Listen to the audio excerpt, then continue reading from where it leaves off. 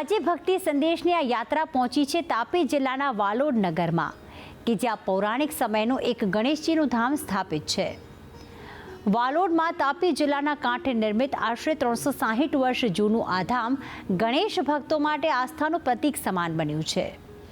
આ ધામમાં બિરાજિત ગણેશજીની આ મૂર્તિ પાઘડીવાળા ગણેશ તરીકે પણ ઓળખાય છે। તો કેવો છે આ ધામનો મહિમા, આવો સાથે મળીને જાણીએ। પેશવાઈ સમયનું ગણેશ ધામ। ગણેશજીએ ધારણ કરી છે પેશવાઈ પાઘડી।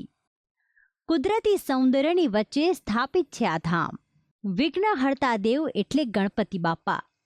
હિન્દુ ધર્મમાં ગણેશજીનું ખૂબ જ મહત્વ છે, ત્યારે આવો એક અનોખા ગણેશ ધામના કરીએ દર્શન।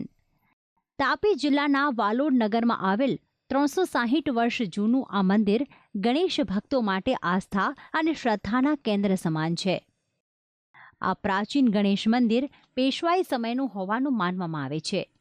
આ ગણેશ ધામ ખૂબ જ પ્રાચીન હોવાથી માત્ર ગુજરાતમાંથી જ નહીં પણ અન્ય રાજ્યોમાંથી પણ ભક્તો દર્શન કરવા માટે ઉમટી પડે છે। આ ધામમાં સ્થાપિત ગણપતિ બાપાની આ મૂર્તિ એક અનોખી જ આભા ધરાવે છે। ગણેશજીની આ મૂર્તિ પેશવાઈ સમયની હોવાના કારણે તેઓ અહીં સુંદર પાઘડી ધારણ કરીને બિરાજિત થયા છે।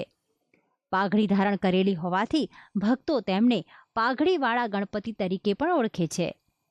તો ગજાનન ગણેશજીની મૂર્તિ જમણી સૂંઢવાળી અને ગજાનન રિદ્ધિ સિદ્ધિ સાથે બિરાજમાન હોવાથી ભક્તો તેમના દર્શન કરીને પોતાને ભાગ્યશાળી માને છે। આ ગણેશધામ વાલ્મીકી નદીના કાંઠે આવેલું હોવાથી ગણેશ ભક્તો અહીં દર્શન કરવાની સાથે કુદરતી સૌંદર્યને પણ માણે છે। પરિવાર સાથે ભક્તો અહીં આવીને ગણેશજીને નતમસ્તક થઈને પોતાની તમામ મનોકામના ગણેશજી પૂર્ણ કરતા હોવાની માન્યતા રાખે છે। મારા દાદા છે તે દરેક વખતે મારી ઈચ્છાઓ પૂરી જ કરે છે। એક વખત એવો હતો કે મારી નોકરી જતી રહીને અમે રસ્તા પર આવી ગયા, ત્યાર પછી દાદાએ મારું બધું જ કામ, જો કે મોટી ફેક્ટરી બનાવી દીધી, ઘર બનાવી દીધા, આજે કોઈ જ જાતની મને કમી નથી। એ દાદાની કૃપાથી જ બધું થયેલું છે। આ ધામ સાથે એક અનેરો ઇતિહાસ પણ જોડાયેલો છે। આશરે 360 વર્ષો પહેલા ગણપતિની આ મૂર્તિને ટાંકા મારવામાં આવ્યા હતા, જેના નિશાન આજે પણ આ મૂર્તિમાં દ્રશ્યમાન થાય છે। તો શું છે આ મંદિરનો ઇતિહાસ, આવું જાણીએ। આ મંદિરનો ઇતિહાસ એવો છે કે જ્યારે પેશવાઈ સરકારનું રાજ હતું તે વખતે લગભગ 350-400 વર્ષ પૌરાણિક મંદિર છે આ દાદાનું। અને એ જ્યારે પેશવાઈ સરકાર વખતે વિધર્મી આક્રમણ થયું હતું ત્યારે આ દાદાની મૂર્તિને બી તોડવા માટે આવેલા, ત્યારે દાદાની મૂર્તિમાંથી લોહીની ધારા થઈ હતી। એટલે એ લોકોને એવું લાગ્યું કે આ કંઈક ચમત્કારિક વસ્તુ છે, એટલે એ લોકો અહીંયાથી જતા રહ્યા। પછી કોઈ એમના ગયા પછી કોઈ ભરવાડ અહીંયા ગાયો ચારતો હશે તો એણે અહીંયા જોયું કે દાદાની મૂર્તિમાંથી લોહીની ધારા થાય છે, એટલે એણે જેવા દાદાની મૂર્તિને ટાંકા મારેલા છે। હવે આપણને વિચાર આવે કે આવી પથ્થરની મૂર્તિને કેવી રીતે ટાંકા મારી શકાય, એ રીતે અહીંયા દાદાને પ્રત્યક્ષ ટાંકા મારેલા છે। અત્યારે બી આપણે પ્રત્યક્ષ એને જોઈ શકીએ છીએ।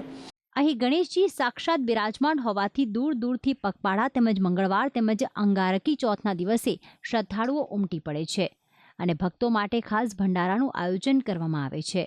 આવા ભવ્ય અને પ્રાચીન ઇતિહાસ સાથે સંકળાયેલું ગણપતિ દાદાનું મંદિર પેશવાના સમયમાં બન્યું હતું અને તેનો વહીવટ દેસાઈ કુટુંબોને સોંપાયો હતો।